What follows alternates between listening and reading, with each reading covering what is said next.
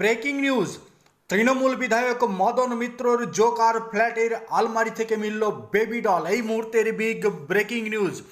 পালাবদলের বাংলায় ফের অ্যাকশানে enforcement directorate. এবার জোকার আবাসনে হানা এনফোর্সমেন্ট ডিরেক্টরেটের আধিকারিকদের। আবাসনের একটি ফ্ল্যাটে আনাগোনা ছিল মদন মিত্রের। বছর দশেক আগে ফ্ল্যাটে যাতায়াত ছিল কামারহাটির বিধায়কের। তৃণমূল বিধায়কের সূত্রে ফ্ল্যাটে হানা দিল এনফোর্সমেন্ট ডিরেক্টরেট। পুরনিয়োগ দুর্নীতি মামলায় ইডির তল্লাশি। এনফোর্সমেন্ট ডিরেক্টরেট সূত্রের খবর, মদন মিত্র ঘুষের বিনিময়ে 125 জনকে নিয়োগ করেছিলেন। ঘুষের ক্ষেত্রে নেওয়া হতো নগদ টাকা থেকে সোনার গহনা।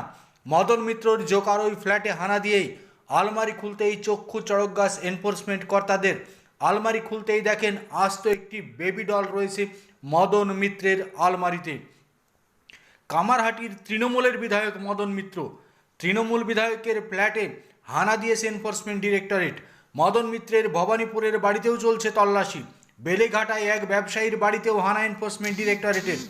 অয়নশীলকে জেরায় মেলা তথ্যের ভিত্তিতেই ইডির অভিযান। মদন মিত্রের দক্ষিণেশ্বরের বাড়িতেও ইডির হানা। মদনের বাড়িতে ইডির তল্লাশিতে তোলপাড় রাজ্য রাজনীতি।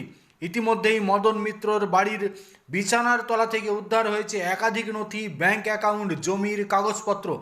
অন্যদিকে অভিষেক ব্যানার্জির পিএ সুমিতের খোঁজে রাত থেকে চলছে অভিষেক বন্দ্যোপাধ্যায়ের বাড়িতে তল্লাশি।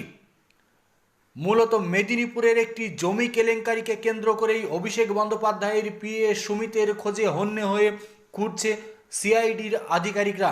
রাতভর অভিষেক বন্দ্যোপাধ্যায়ের বাড়িতে তল্লাশির পর এবার সুমিতের মোবাইল ট্র্যাক করে সুমিতকে গ্রেপ্তারির তোড়জোড় করছে কলকাতার সিআইডির গোয়েন্দারা।